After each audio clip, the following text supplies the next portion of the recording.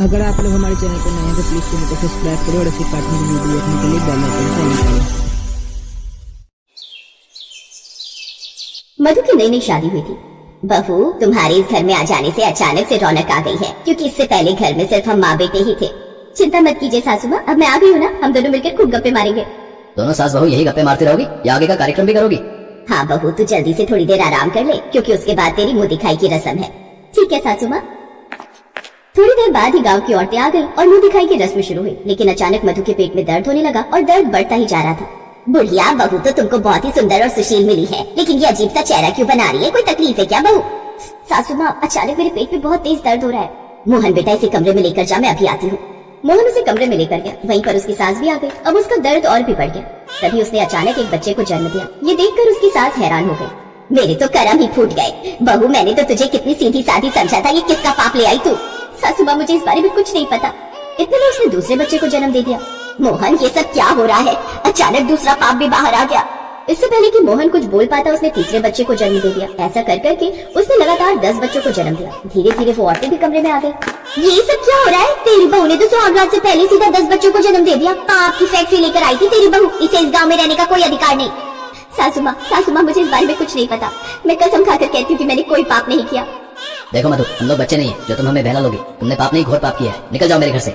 हम इतने भी निर्दयी नहीं है बेटा। इसे 1-2 दिन आराम करने दे। जब इसका दर्द कम हो जाए तब इसे इसके बच्चों के साथ घर से बाहर निकाल देना। मधु अपनी सास, पति और गांव की औरतों के सामने भीख मांगती रही, लेकिन उन्होंने उसकी एक नहीं सुनी और 2 दिन बाद ही उन लोगों ने मधु को गांव से बेदखल कर दिया। मधु बेचारी अपने 10 बच्चों को लेकर दर दर भटकने लगी। मेरे बच्चों ने मेरी कोख से जन्म लिया है, इसलिए मैं इन्हें अब अकेला नहीं छोड़ सकती। लेकिन मुझे समझ में नहीं आ रहा कि मैंने अचानक 10 बच्चों को जन्म कैसे दे दिया। अगर मैं इन्हें लेकर अपने मायके जाती हूँ तो वो लोग भी मुझे घर से निकाल देंगे और उनकी भी बेइज्जती हो जाएगी गाँव वालों के सामने। अब मुझे इन्हें पालना होगा। धीरे धीरे मधु गाँव से बाहर निकल गई और लोगों से भीख मांगने लगी। मेरी थोड़ी सी मदद कर दीजिए, मुझे अपने बच्चों के रहने की व्यवस्था करनी है। कुछ पैसों की मदद कर दीजिए। जब बच्चे पालने की औकात नहीं है तो 10-10 बच्चे पैदा ही क्यों कर लिए भाई? चलो हटो ऐसे। ऐसे ही मधु लोगों के सामने गिड़गिड़ाती रही, पर किसी ने उसकी कोई मदद नहीं की। धीरे धीरे शाम हो गई। चलते चलते वो भिखारियों के इलाके में पहुंच गई। देखिए, मेरा इन बच्चों के अलावा इस दुनिया में कोई नहीं है। मैंने लोगों से भीख मांगी, मदद मांगी, लेकिन किसी ने मेरी कोई मदद नहीं की। मुझे अपनी कोई चिंता नहीं है। ये बच्चे बेचारे रात को सोएंगे कहाँ? मुझे बस इस बात की फिक्र है। चिंता मत करो बहन, तुम हमारे साथ रहोगी। मधु अपने 10 बच्चों के साथ भिखारियों के तंबू में रहने लगी। ये लो बहन, खाना खा लो। आप लोगों ने मेरी बहुत मदद की, लेकिन मैं आपका खाना नहीं खा सकती। अगर मैं आपके हिस्से का खा लूंगी तो मुझे पाप लगेगा। ऐसा मत बोलो बहन, ये खाना तुम्हारे लिए नहीं, तुम्हारे बच्चों के लिए है। अगर तुम खाना नहीं खाओगी तो इन बच्चों को पौष्टिक दूध कैसे मिल पाएगा? उसकी बात सुनकर मधु ने खाना खा लिया। अब मधु उन लोगों के साथ ही रहने लगी और एक दिन उन भिखारियों का सरदार उनके इलाके में आया। ये सभी बच्चे मुझे एक ही उम्र के लग रहे हैं, इसका बाप कौन है? मधु ने उन्हें अपने साथ घटी सारी घटना बता दी। उसकी कहानी सुनकर सारे भिखारी और भिखारियों का सरदार जोर जोर से हंसने लगा। जब तुम्हारे ससुराल वालों ने तुम्हें घर से निकाल दिया तो हम तुम्हें क्यों रखे? तुमने जरूर शादी से पहले कोई पाप किया होगा, वरना ये बच्चे कहाँ से आ गए? तुम हमारे समाज में नहीं रह सकती। मधु ने कुछ देर तक उनसे रहम की भीख मांगी, लेकिन वो लोग नहीं माने। भिखारियों ने मधु और उसके बच्चों को अपने इलाके से भगा दिया। अब एक बार फिर से मधु बेघर हो गई और अपने बच्चों को लेकर इधर उधर भटकने लगी। भटकते भटकते रात हो गई और वो किसी जंगल में पहुंच गई, जहाँ पर एक कुटिया थी। अरे कोई है? उस कुटिया से एक अघोरी बाबा बाहर निकले। रानी सुलोचना? नहीं बाबा, मेरा नाम मधु है। मुझे आपसे बहुत उम्मीदें हैं।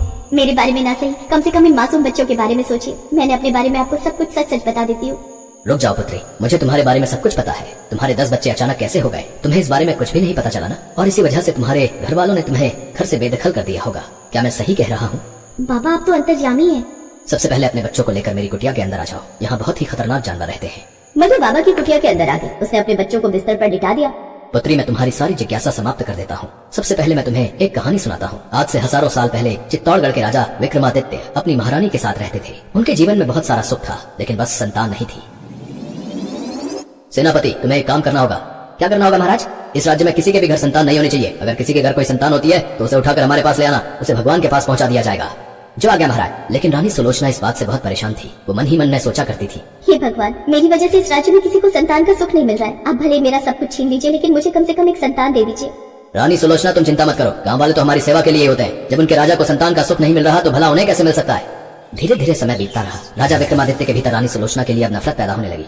सेनापति, रानी सुलोचना को आजीवन कारावास में डाल दो। हमने एक बांझ औरत से विवाह कर लिया। मुझ पर ऐसा घोर अन्याय मत कीजिए महाराज। मैं बांझ नहीं हूँ। भगवान हमारी एक दिन जरूर सुनेगा। लेकिन राजा विक्रमादित्य ने उसकी एक न सुनी और उन्हें कारावास में डलवा दिया। जब रानी सुलोचना ने खाना पीना तक त्याग दिया था, वो सिर्फ आंखें बंद करके भगवान का ही ध्यान किया करती थी। कई महीनों तक उसने आंखें ही नहीं खोली और मनी मन भगवान से प्रार्थना करती रही। हे परमात्मा, मेरी वजह से कई लोगों की कोख उजड़ी है। मुझे संतान सुख दे दो प्रभु। मुझे एक नहीं, दो नहीं, 10 संतान एक साथ दे दे, ताकि बाकी की 9 संतानें मैं गांव वालों में बांट सकूं। लगभग 2 वर्ष तक रानी सुलोचना यही प्रार्थना करती रही। फिर एक रात जब राजा विक्रमादित्य रानी सुलोचना से मिलने कारावास में आए तो देखा वो ये दुनिया छोड़कर जा चुकी थी। वो भगवान से प्रार्थना करते करते ही उनके पास पहुंच गई थी। उसके बाद क्या हुआ बाबा? रानी सुलोचना ने भले ही शरीर त्याग दिया था, लेकिन उसकी आत्मा शरीर छोड़ने के बाद भी यही प्रार्थना करती रही। इसीलिए भगवान ने उन्हें आशीर्वाद दिया कि अगले जन्म में उसके एक साथ 10 संतानें पैदा होंगी और वो रानी सुलोचना कोई और नहीं बल्कि तुम ही हो पुत्री। ये सुनकर मधु को उनकी बातों पर यकीन नहीं हुआ। मुझे पता है पुत्री, तुम्हें इन बातों पर भरोसा नहीं, लेकिन यही सच है। वरना तुम ही सोचो, बिना पति के आज के जमाने में एक साथ 10 संतानें कैसे जन्म ले सकती है।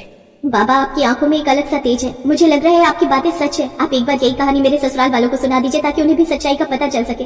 पुत्री, अगर मैं उन्हें बताऊंगा तो वो मेरी बातों पर भरोसा नहीं करेंगे। आजकल के लोग बहुत मॉडर्न हो चुके हैं। जब तक लोगों को चमत्कार न दिखे वो किसी बात का भरोसा नहीं करते। इसीलिए मुझे भी कुछ ऐसा ही करना पड़ेगा। जब तक मैं ना आऊं तुम यहीं पर रहना। इतना बोलकर बाबा अचानक धुआं बनकर वहाँ से गायब हो गए। बाबा तो अचानक गायब हो गए। मुझे लगता है बाबा के भेष में खुद परमात्मा मेरी मदद करने आए हैं। वहीं दूसरी तरफ मोहन और उसकी माँ खाना खा रहे थे। तभी अचानक उनके सामने धुआं उठने लगा और अघोरी बाबा वहीं प्रकट हो गए। दोनों हैरान होकर खड़े हो गए। अरे बाबा, भोलेनाथ ने स्वयं हमें दर्शन दिया है। जय हो बाबा की। बाबा ने सारी कहानी उन्हें सुना दी। इसका मतलब ममता ने कोई पाप नहीं किया, वो सब ईश्वर की संतानें थी। तुम्हारी पुत्री तुम्हें संजय वन के अंदर मिलेगी, उसे ले आओ। इतना बोलकर बाबा फिर से गायब हो गए। मोहन भागता हुआ उसी जंगल में गया और अपनी पत्नी को वापस ले आया। अब वो अपने 10 बच्चों के साथ खुशी खुशी रहने लगे।